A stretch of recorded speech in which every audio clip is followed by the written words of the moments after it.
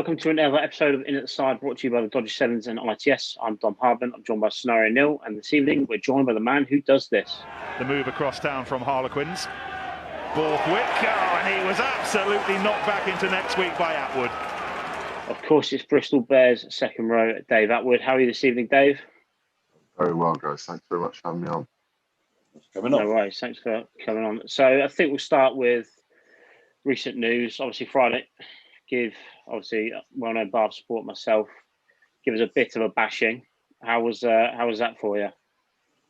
To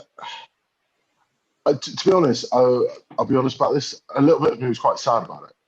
But I think as a player, you do always enjoy playing against your friends. Like I'm very privileged to do the job I do. I love what I do.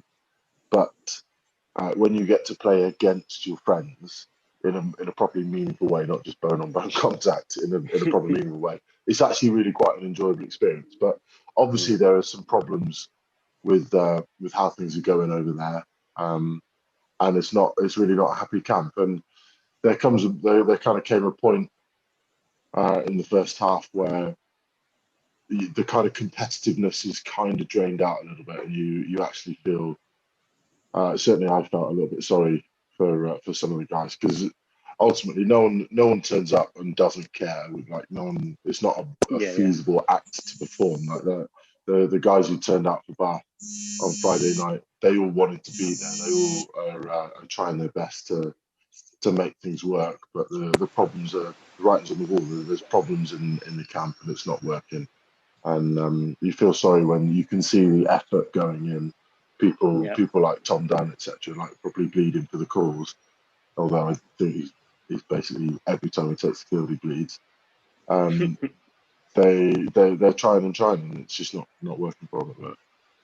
Yeah, not to stick on Bath too much, but obviously this week in particular, a couple of departures, some relatively big names in there, Zach Murray being one of them. Obviously they're getting the replacements in, some arguing not quite the big names that are leaving. Is there problems at Bath at the moment, do you think?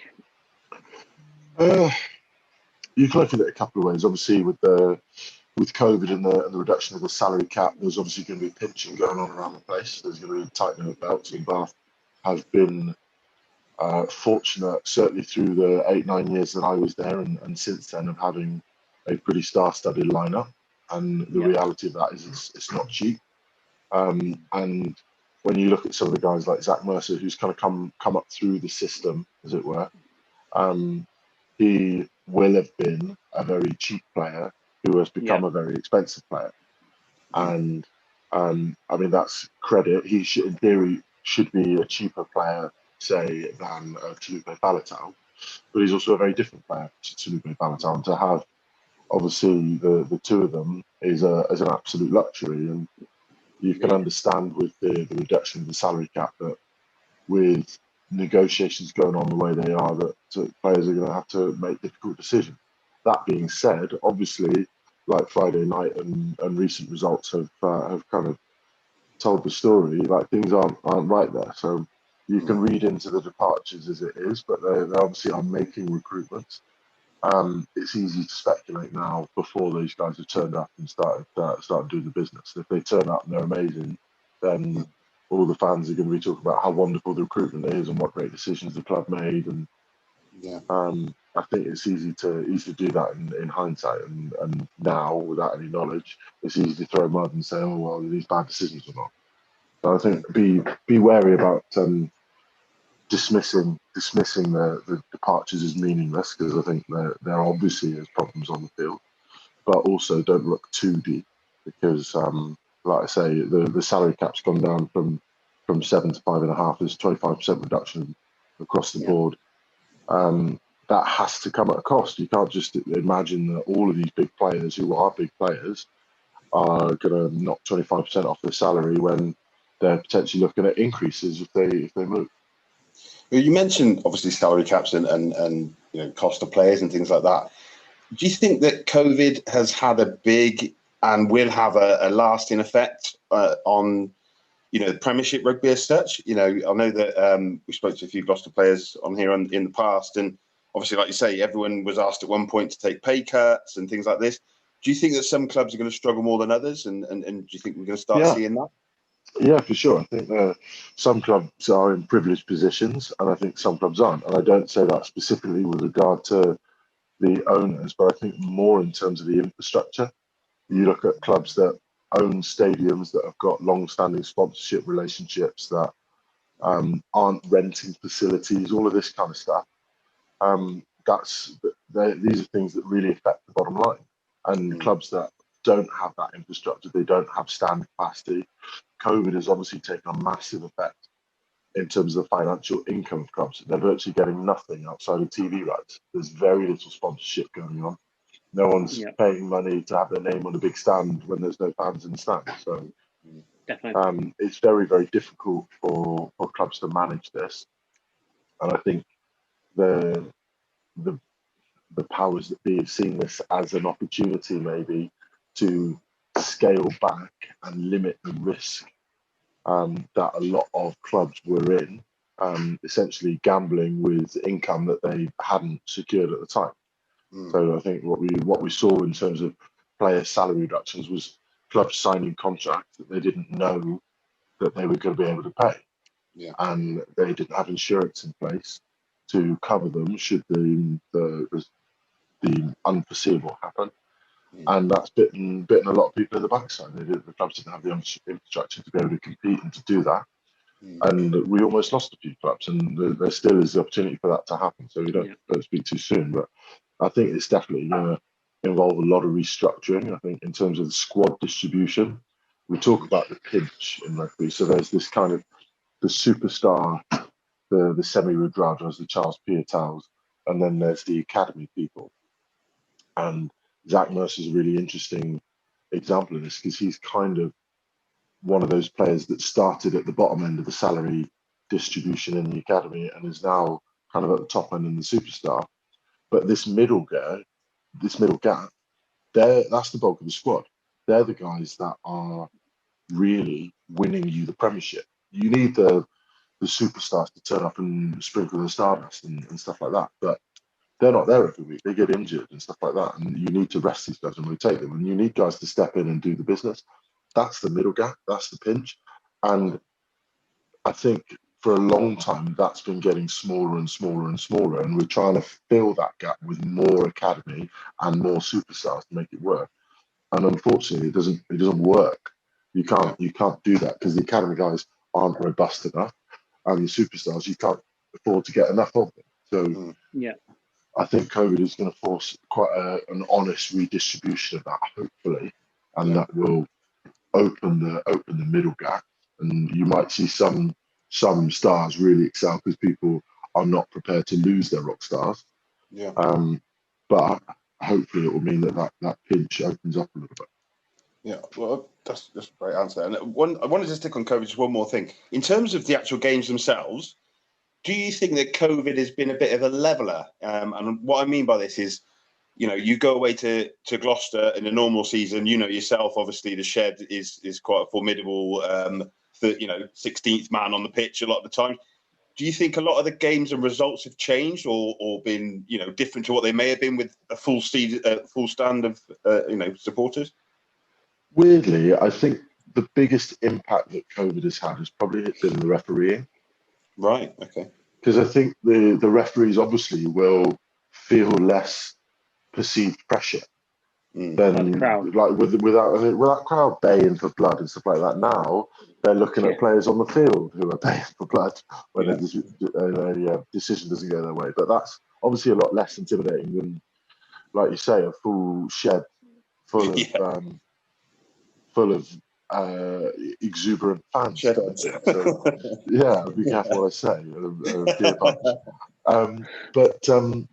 I think that's a really interesting, and I'd love to see some statistics on it, because referees are the same as the rest of us. No one's going out there trying to have a bad game. They're trying to do the right thing, make the right decisions, and they get things wrong the same as the rest of us. And they get criticism and are often unfairly criticised because people assume that they're like robotic and they should just know all the answers. They should see. They have a set of eyes. They see what they see, and they have opinions, and they like and dislike players and people in the same way that everyone else does. So they will be affected by the fact that there are no crowds, I think, in a positive way. And I feel on the pitch like there is more opportunity to build meaningful relationships with referees because they're less pressurized. I've found it in all of the games where there haven't been crowds, that it's easier to. I'm a fortunate person in that I've generally got pretty good relationships with most of the referees in the Premiership. We can converse and talk, and on the field, off the field.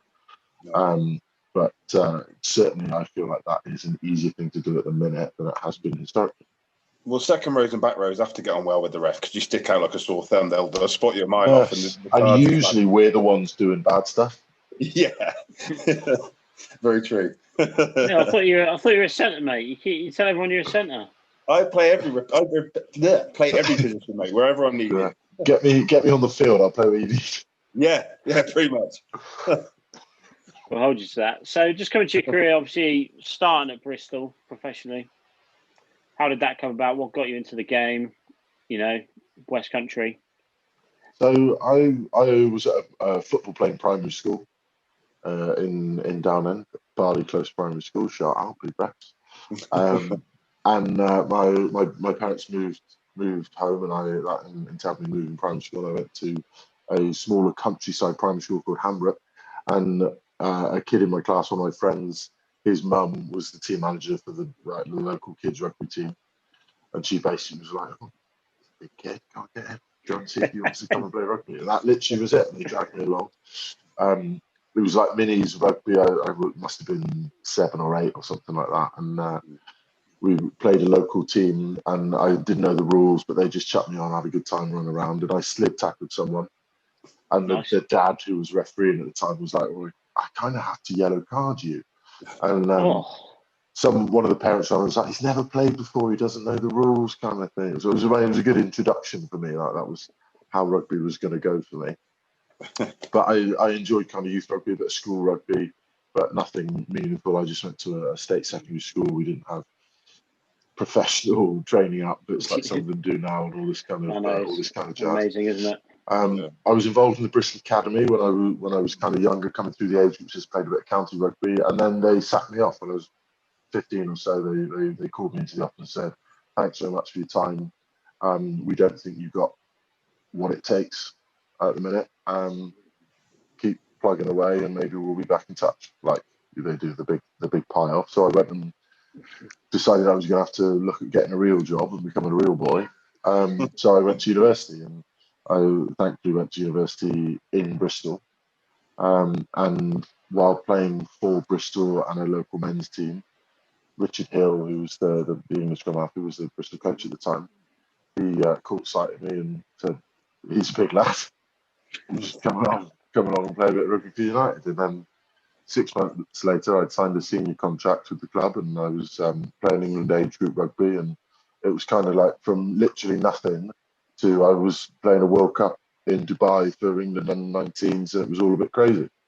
Yeah. Wow. And is that the game out of all of yours that's sticking in your head? There's got to be one game above all others that sort of sticks with you. What's that game that sort of still rings out? I'd say there's a couple. One, so my first game of men's senior rugby was with a team in Bristol called the Dings Crusaders. Yeah. Now they've got a good reputation to the Dings, tough hard lines rugby team. Although they've moved to sunnier pastures now, and I reckon they've probably lost a bit of their edge. But the first game of the season, I just kind of joined up. I was 17 at the time. We couldn't field a Colts team with the club I was at, so I went and joined the Dings Crusaders with the points machine Phil Q as their coach. Their club captain, a guy called Mike Jeffries, was injured first game of the season, so I got chucked in to start against Old Pats up in Gloucester. It was like the local rivalry, basically. Those national 3 Souths. It was a decent level of rugby. Yeah. To be playing in the second row at 17. Gethin, yes. Well, I used to play. Well, I knew Gethin through Old Pats. I used to play against Dings for Old Pats, and it was always a tough game. Yeah, it was always like that. I mean, fun kind of things. But I got yellow carded in that game for their scrum half was a little bald guy. I feel like he was their captain as well. That might be made up. I don't know, but I've got no memory of the game at all. But I feel like I punched their captain. He punched me. We both got yellow carded. And that was my first game of senior men's rugby. They loved that in the Dings. That was right up their street. So I basically started every game for the rest of the year. But my dad, who was along with my mum, like my biggest fans, obviously, he came along to the game. And because he's a tight ass, he got on the team bus. He didn't want to drive up himself. So he got on the team bus and came with the lads. And on the way home, obviously initiation, first game, I had to drink half a bottle of port and eat half a block of lard. Oh, no. Very reasonable. My dad had to do the rest. Oh, no. Yeah, real messy. That one always sticks out for me because it was quite symbolic of me transitioning into men's rugby. Mm-hmm. But I think anyone who ever has the privilege of representing their country will probably cite an international game, or for me, certainly my first cap. And I couldn't tell you a thing about the game other than it was at Twickenham and it was against New Zealand. I couldn't tell you anything about the game at all. No. But I remember the feeling before the game of the kind of an empty stadium. There's nothing going on, and you get in the changing rooms and it's quite deep in the stand, and then you kind of come out into the tunnel and the kind of wall of noise of like 80,000 fans chomping away, drinking beers and shouting, cheering, singing. And as you come out, the pyrotechnics going off, and as the flames disappear, and there's this kind of haze of heat, and you kind of feel like there's so much noise that it's distorting the air as you're trying to walk out. Like I mean, even now thinking about it, it's like a proper buzz for me. But I got no idea about the game, but I remember that vividly. Amazing. And then what happens when the whistle goes? Do you literally just lose does all the noise go the moment you start playing? Yeah, you got no idea. Literally no idea. You know, like, oh, did you think about all the fans? Like, no, I was too worried about like messing stuff up. Yeah. Too worried about what am I supposed to be doing? This guy is much faster than me. I'm trying to catch up with him. I remember the aftermatch. Like, I mean, it was rock stars, Kevin Mialamu, like Richie McCall, like all Marnonu, like it's literally Dan Carter. Like, honestly, it was mental. The guys I was playing against. Proper fangirl moment, just watching them run past. Yeah, literally, like, can you assign this to me? In the aftermatch, my mum had enjoyed herself during the game, and so they're both school teachers. My parents all were, and I've got a photo, absolutely devastated, as my mum has marched over with a programme to get the All Blacks to sign their programme, and is sat on Kevin Mialamu's lap while like frog marching. And I was very fortunate enough, obviously, to spend 6 months or so out in Toulon, where I crossed paths with Marnonu again, and he remembered this. This was obviously a thing that happened that they thought was hilarious and talked about. They didn't know it was me or it was my mum particularly at all, but they remembered this, or he remembered this incident. And I've got a photo of it, but honestly, I was like dying inside. I was so embarrassed. Amazing. That's brilliant. Man, that sounds amazing. So from Bristol, didn't move far, Gloucester. Just up the road. Yeah. What instigated that move? So it was a very difficult time. Obviously, Bristol were struggling in the league that year. It was looking pretty dire. Things were kind of falling apart, and they'd come to me with a pretty decent offer for me to stay, and I was quite open about this at the time. But I'd been in some conversation with people up at Gloucester. They were in the European final. They finished in the top four in the Premiership that year. and I basically had to sit down and assess what kind of a rugby career I wanted to have, and how aspirational was I, what did I want to achieve, what was important to me. And there were a couple of things. One is that I wanted to negotiate off my own back. I wanted to feel like I was having these conversations myself rather than kind of hiding behind an agent. Or you obviously get someone like that to manage the details of a contract, because like you'd sign anything as a 18, 19, 20-year-old and you don't know what you're doing. But I wanted to kind of have these conversations face to face and talk about how I fit in. And the honest answer is I felt like I'd get more opportunity to play a higher level of rugby at Gloucester. That was the year that they changed the format in the championship to this kind of playoff system that obviously in the subsequent 8-9 years Bristol fell foul of many times. And I was in the position of being part of a building of Bristol to come back up into the Premiership. But the reality is a year or two of building, hopefully an opportunity to get back into the Premiership, yo-yo back and forth, because no one comes back into the Premiership and then skyrockets. That's just not how it works. Yeah. And then you're looking at 8-9 years of your career gone before you're at an opportunity to really compete in the top half of the Premiership. If you've got international aspirations, which being involved in the England setup, I did, and I was kind of being touted around as someone who might come in to replace Martin Johnson eventually, which is all amazingly exciting things for a young second row to hear.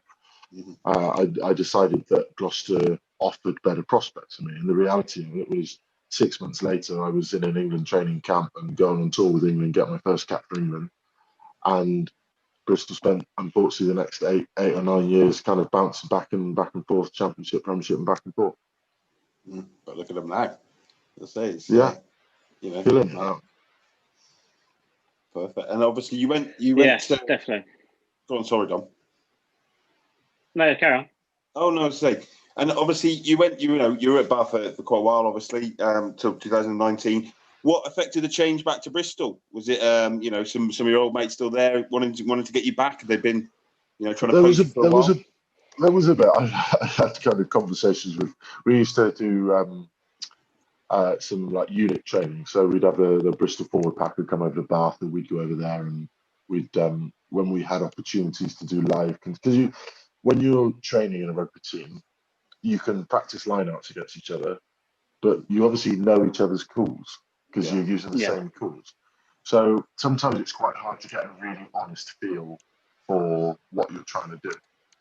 So we often try and instigate situations where you can train against an opposition, and we would do so against Bristol a number of times. And at times I'd had conversations with Chris Boy where he'd kind of given me the nudge, wink, wink, coming back to Bristol kind of thing. And I'd never really taken it seriously, because I was very happy at Bath. I thought I was going to be like a 10-year lifer at Bath, as it were. And then the kind of the salary cap debacle happened, and I ended up down in Toulon. And how did that move come out? Because no offence, but that has got to be one of the most random moves in the rugby world. It just it felt like it just came out of nowhere. Well, it did. So I'd injured my knee playing. Or I'd had the occurrence of an injury while I was with England. I'd kind of got it in a training week, and then I played a test match against South Africa, and I basically had some swelling in my knee. I didn't really have any functional soreness or anything like that, but swelling usually means there's something going on, so we'll have an investigation. And the investigation said you've got a little bit of wear and tear in your knee, not really enough to cause this much swelling, but we'll kind of scale you back a little bit. We'll rehab things, and maybe if we strengthen the muscles up a little bit and give it a chance to settle down, it'll just go away. Sometimes the body just does things. But we kind of did this for a couple of months, and then we came back and we got a bit more intensive training, and then the swelling wasn't really receding, so we kind of scaled back again, and then we tried this again, and this kind of lasted for about 8 months or so. Thankfully, a huge chunk of that was off season. So I was injured for a bit, and then I came back and played a few games, and then I kind of went back and was injured again. Although, again, I'd had no functional pain or anything like that to make me. It wasn't like I'd taken a bang and be like, I am injured. And then the way the salary cap works is if you're injured at the start of the season, you don't count towards the salary cap. So say you've broken your leg, all the ligaments, everything's completely kaput in your knee. You're going to take a year, 18 months more, 2 years maybe to fully recover from that. So if you're injured at the start of the season and you're injured for the entire season, then you don't count at all towards the salary cap. But as soon as you play, your entire salary goes onto the salary cap.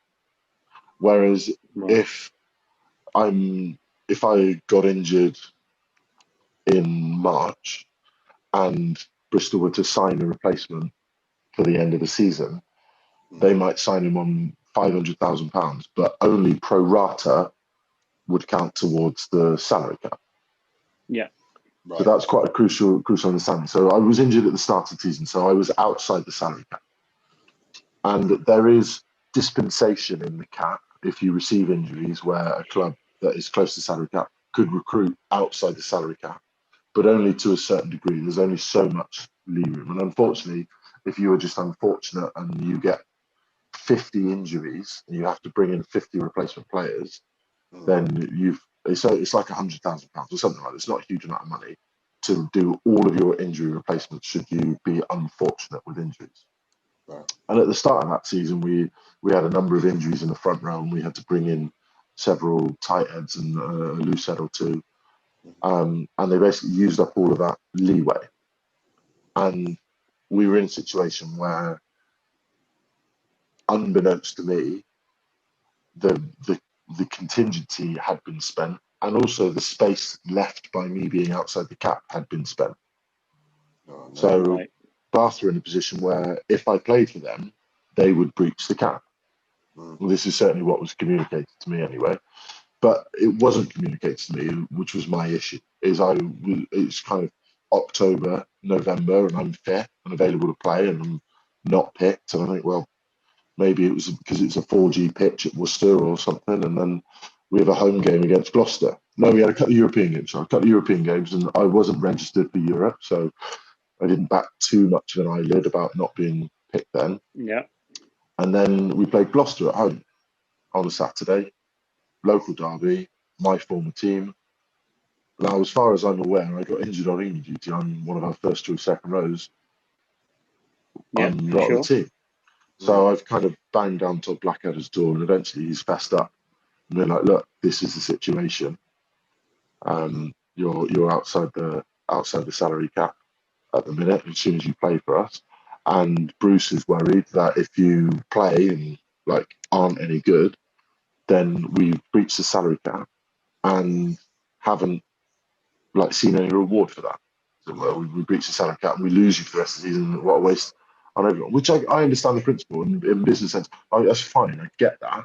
But just tell me, be honest with me about that. Because what I want to do is find some kind of solution to this. So eventually they fessed up to this, and so there was a discussion there was no United rugby going on at the time. I was going to have to wait until March for the next kind of United rugby for me to prove my fitness, as it were.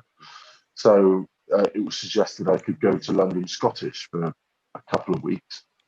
Now, the deal with loans is you agree to go on loan. But once you're there until they ask you back.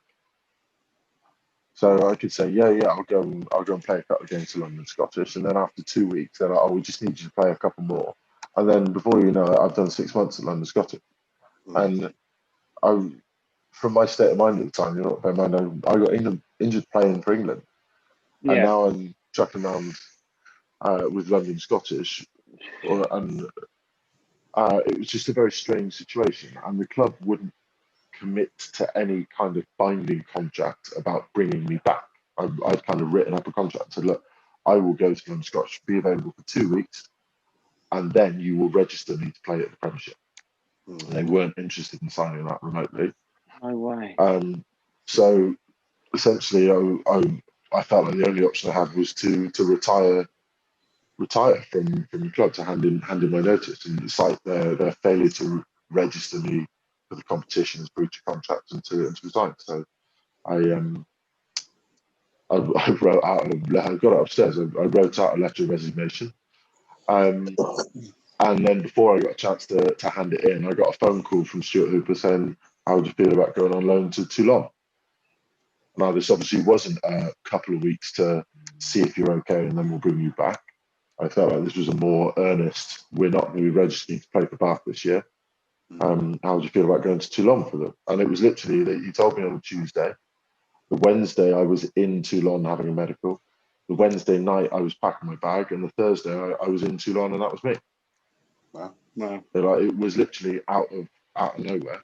And off I went to Toulon. And obviously that really was part of the souring of my relationship with a number of people at Bath in terms of the management of me and the injury, and just what I felt like the honesty and upfrontedness of it.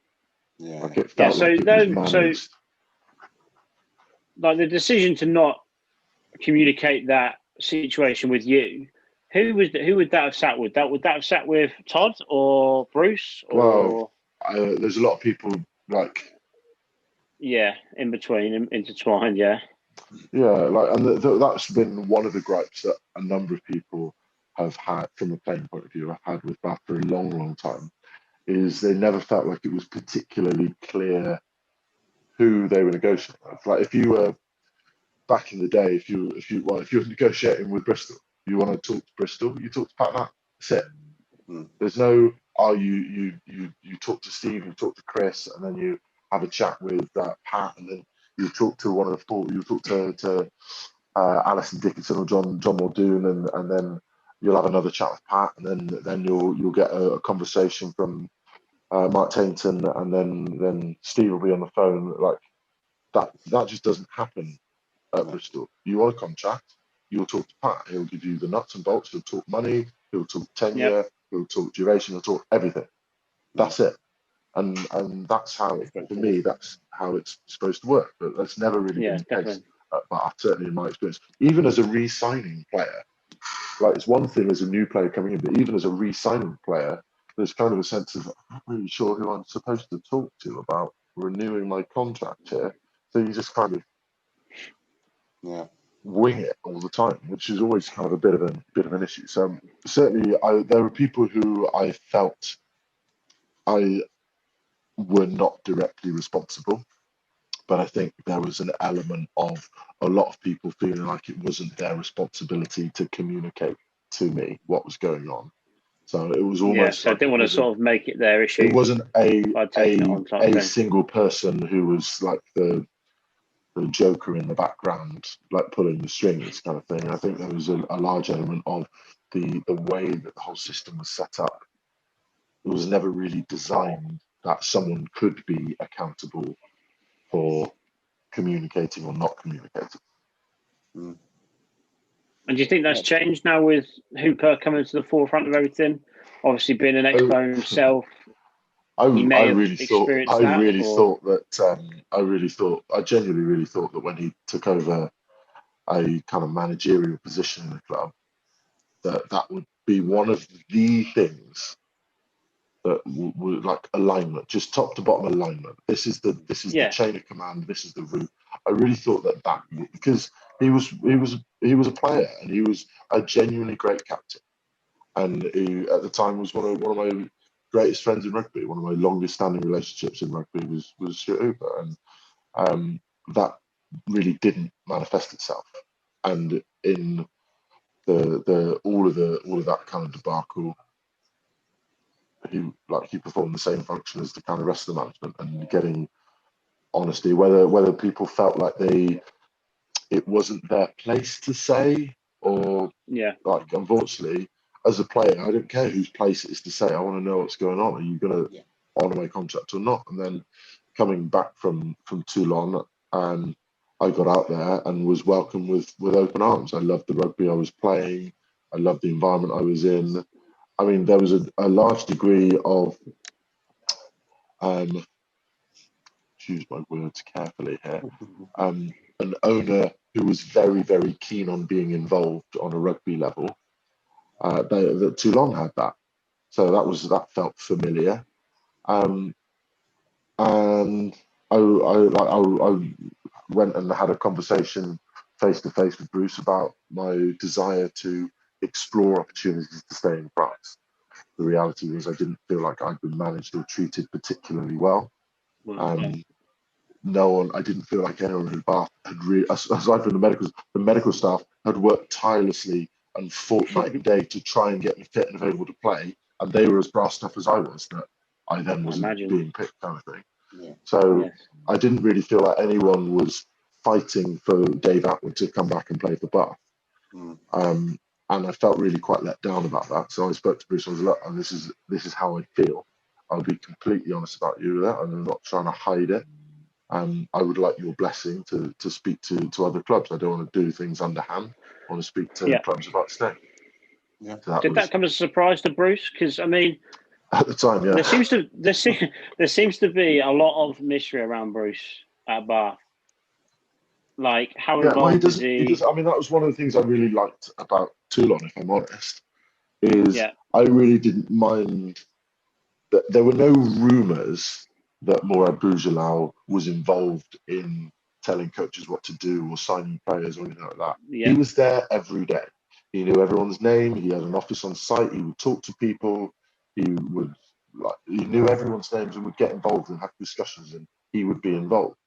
But the mystery at Bath is there's a sense that kind of goes on, but it doesn't always marry up. Doesn't always marry up to that at all. You sort of get this picture. See him around the place to feel like that's what he's doing. Yeah. But there was always this kind of sense that there's like a puppeteer in the background, which you can kind of understand, and there's no evidence to the contrary. So it's very easy for the rumour mill to spiral away and kind of get out of control. So I do kind of temper things, because ultimately he's a man who's taken over a rugby club, invested a lot of money, and wants the rugby club to do well. And he's doing what he can to encourage that to happen. And I absolutely applaud that. I think that benefactors in rugby is a really great thing, because it gives so many opportunities to players, fans, all sorts of things. I think it's really great. But the way that it's kind of come about at times doesn't particularly work always. Now, when you obviously mentioned when Toulon, obviously going over to France, was that a bit of a culture shock? Was it just easy to slot straight into the team, or was it, a completely different way of playing over there, or was it? Did you just? It's only Toulon, Dave. I got there on the Thursday, like I said, and on the Sunday, so I moved into a hotel because I didn't have any accommodation for me at the time. I moved into a hotel, and on the Sunday we went skiing for the week. The whole team, coaches, everyone. Off we went skiing through it. We stopped when we got up to the Alps at a school, and we did like a rugby training session in a foot of snow for like all the cameras and a bit of PR and stuff like that. And then the village where we did that, they put us all up in a like a hostel kind of thing. So we all stayed there, free ski hire, and off we went skiing. Can you imagine a club in the Premiership letting an entire? It's not even just a team full of. I was roommates with Brian Habana. We let Brian Habana go skiing. Me and him and Dwayne Vermeulen doing skiing lessons together. Oh my days! That felt like a surreal dream, didn't it? Yeah, it was absolutely wild. Absolutely wild. So that was weird. Then there was obviously like a heavy Fijian contingent at the time. People like Semi and Josh Tusola, so cooking goat's head curries and stuff like that, floating around the place. And so that was bizarre.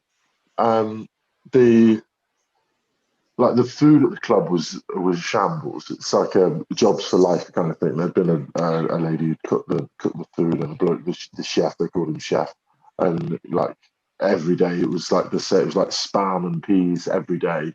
Whether there was anyone training or not, it would be out on the tables, and then you just put it back in the fridge and get it out the following day. So the lads used to just go for food at like a local restaurant, and I genuinely kid you not, they would eat anything and drink anything. So like steak, wine, chips, pizza at lunch, and then go back and train in the afternoon, and then get kebab on the way home. And that is absolutely God's honest truth. Straight away, get kebab on the way home. That sounds like my diet currently. But Dom, I'm you've been obviously training not like a training as Toulouse much as you player lot, for years. so Yeah, you eat yeah, better than train for Munich. He's been training as a potentially. Toulouse player for years. Yeah, I he know just didn't know exactly that. it. Right, Brilliant. just going to come on to a few questions. I mean, we haven't really timed this potentially well. Asking Bath players, obviously big adorers of yourself, after a Friday night spanking by local rivals, asked a few questions for the pod. Paul Steer, explain the difference between Bath and Bristol currently and how Bath are going to move forward. That's a big one to start with, to be fair. Yeah, I think Drop that one in there. it's difficult to do cultural things at the minute because of COVID. Yeah. So team building is particularly difficult, and you need a real work ethic for each other, and you can only really do that by building relationships with each other. When I think about my time playing for Bath, playing with the Bath badge on me was a very important part of it. But the honest truth is, I played for the people in the shirt. I played for Leroy, and I played for Dom Day, and I played for Rob Webber, and I played for Carl Ferns and Reece Priestland, and these guys, they're why I played the game. That's what motivated me to play the game, and I'd find it very difficult to build those relationships under these kind of conditions. So it's difficult when you've got guys come in under this kind of conditions to do that. There's obviously some issues around direction and translation or transposition, should I say, of direction onto the field. So at times they look like they are not singing on the same hymn sheet. And there's a million reasons for that. Sometimes it's people with their own agenda. Sometimes it's confusion around maps and play. Sometimes it's a lack of confidence. Sometimes it can be very minor misfortune. I said in an interview before the game, watching a lot of our footage, I actually felt like an awful lot of their processes were really, really good. A lot of their scrum, a lot of their maul setup, really, really effective. And actually, I think of all the teams in the Premiership this season, they've really suffered at the hands of a few refereeing decisions. I don't necessarily mean decisions that went against them, but maybe things that didn't get picked up that would have made a material difference. So someone collapsing a ball, for instance, that no one picks up, and as a result, they don't score. But that scoreline would have changed the result of the game, and suddenly they're in fifth and not ninth. And those kind of differences make it's still early days in the season. That's what we 7 rounds in. Like, it is early in the Premiership. There's 20 plus rounds to get through. So there's plenty of time for the landscape to change a little bit. But certainly there is an element of cohesion that is lacking. For sure. Ian Coombs, obviously not happy bunny. How long after Friday night's game were the Bristol squad laughing for? Say again? He put, how long after Friday night's game were the Bristol squad laughing? Oh, well, Craig Mackerel, who was very not happy, but about 25 minutes into the first half.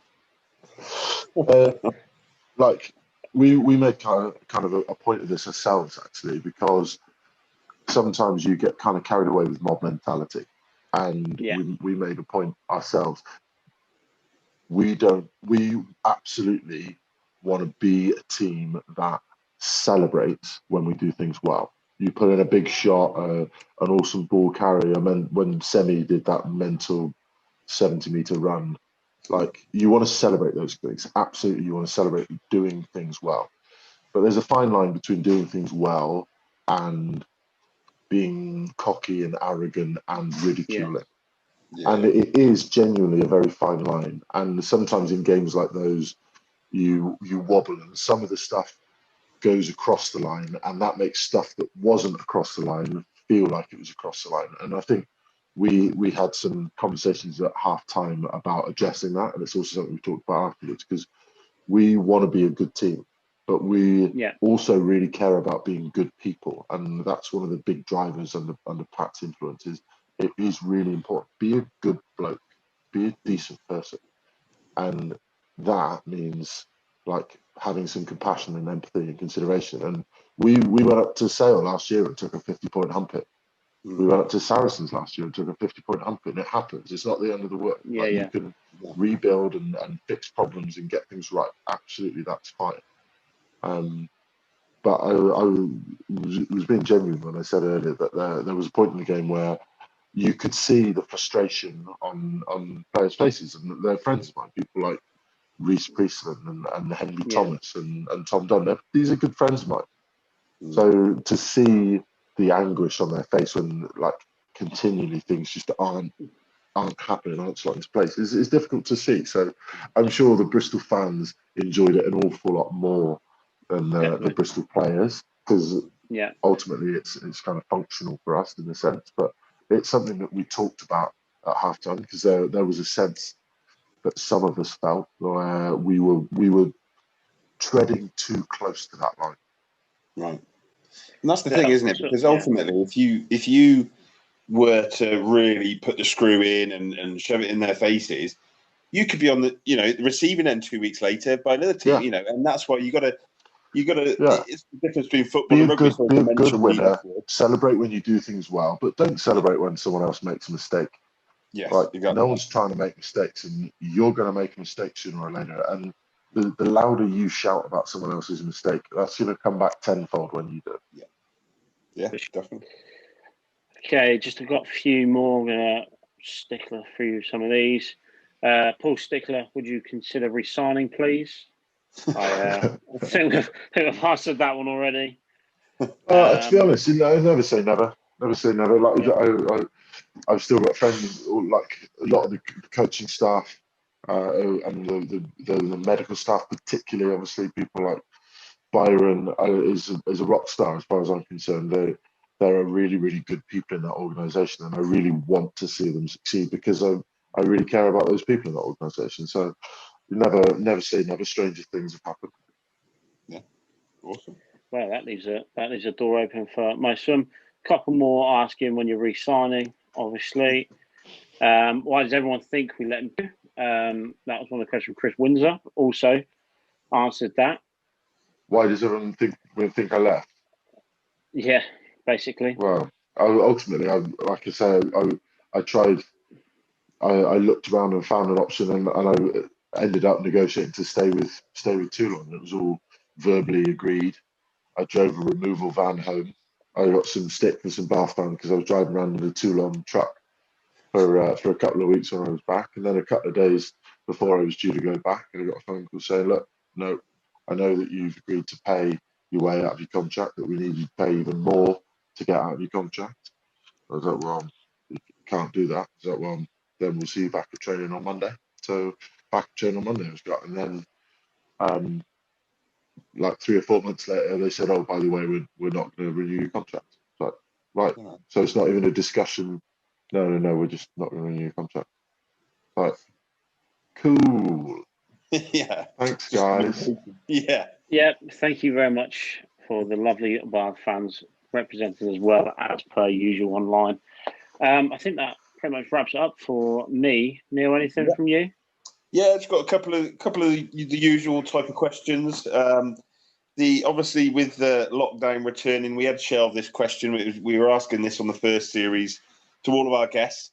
Well, the scenario is you're in lockdown with a player you've played with. Excuse me. And this is proper lockdown. You cannot leave the house. Let's just say one of you's got COVID, so you're having to like isolate together. People are bringing you food. Wow, that's escalated, that one.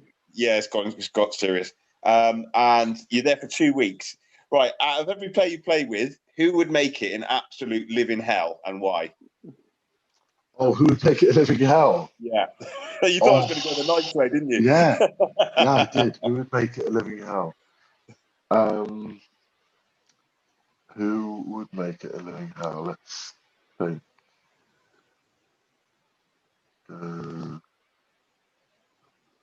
So a contender would be Johnny May. Right, okay. Why's that?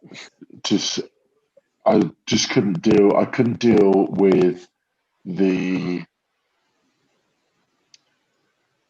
like. He's a lovely kid, really well-meaning, but he's not the sharpest tool in the shed. Like, I think I'd struggle with that a little bit. Right. But he is pretty harmless, and he is a nice guy. So I think Elliot Stook, I don't think I could handle his like relentless, like continual barrage, his non-stop like rugby banter. Like, I don't think I could handle that. That would be. Tom often says I've got too much banter. That's something he says about me. Yeah, it was fine. It's having a bit. It's great, lovely. 20-minute conversation, half-hour conversation, great. But Yeah. 2 weeks. Yeah. Yeah. The thing that really kills me is like Messi. I hate people that can't just deal with their own stuff. So like, the door is broken, fix it. Don't just leave it broken. And like, the garden needs tidying, the bins need taken out. Like, do it. Don't wait. That stuff kills me. Yeah, it's quite a lot of our guests have said similar sort of things. People that are too messy would make it a nightmare, and it's weird. I have to work it out, but I think most of our backs have said forwards, and most of our forwards have said backs, which makes a bit of a them and us type thing. Yeah. But yeah, I don't know if that says something. If between the forwards and backs, the age-old. I don't think I could handle Matt Banahan's practical joking all the time. No. Yeah, bad one. Oh, it's like he'll like hide you in the corner and like jump out and scare you like 50 times a minute. What's the worst prank he's pulled then? I genuinely feel sorry for his family, his whole family. If you watch his Instagram or their Instagram, his father-in-law, oh my God, I feel so sorry for them. Brilliant. And who would make it an absolute dream then? Who could you just breeze through 2 weeks with? I'm thinking about this. Samisi Rokoduguni would be great. Yeah. Because he's very quiet, very tidy. You would never see it. Really? He literally would just he'd sleep all the time in his room, fast asleep all the time. Akapusi Quera, another one. He would actually sleep during the warm-up before a game. Then he'd go out, be a rock star, go back and go straight back to bed. I've never seen anything like that'd be a dream. You don't have to do anything. Basically like living on your own. Fair play. Right. And one more of the questions we've asked quite a few people. It's a saw related question. So you wake up in a dark room, you're chained to a table. There's 3 other people there chained with you. On the table, you've got 20 pints of Guinness, 20 pints of Foster's, 3 bottles of Jaeger, 2 bottles of vodka, and a margarita. I don't know why I threw that one in there. You've got to finish these drinks. Huh? A pizza. Margarita? No, the drink, the margarita. Is that not cool? Forget it. Didn't land at it. Didn't land. Straight over his head. Don't force it. Don't force it. Don't force Right. it. Well, there's a pizza on the table as well, yeah. Right. You got to pick 2 people to help you finish all these drinks within, I don't know, let's say 4 hours. Who'd you pick? Alex Brown. Right. The old Gloucester second round team manager up there. He's got lead boots. I think I've watched him see off 20 pints of Bass on the team social. Rob Webber, a very, very competent drinker of beers. Nice. Yeah. A very, very competent drinker of beers. And then third, I tell you, Leslie Vinacola. Right. So Leslie Vinacola, we had a team social up in Gloucester once. We got a bit out of hand, obviously. And the following day, we had like an all-night bender, and the following day, when I say an all-night bender, like 1 o'clock, me and Brownie were in a taxi on the way home. The following day, we met back up in Cheltenham to go on like a pub crawl for the day. Leslie Vinacola hadn't been home, but he had been to a petrol station, picked up a jerry can, filled that with mojito, and was drinking that when we met up the following morning. I'm like, that is a proper way of doing it. yeah. I was like, what? Wow. What is going on here? Yeah, I think they'd be my drinking dream team. Fair play. I mean, that's probably the most solid setup we've had. To be fair, a jerry can full of booze. That's aspirational. That's something to aim for, kids. That is pro rugby. Yeah. Well, thank you very much for coming on, Dave. It's been an absolute pleasure. Really and yeah.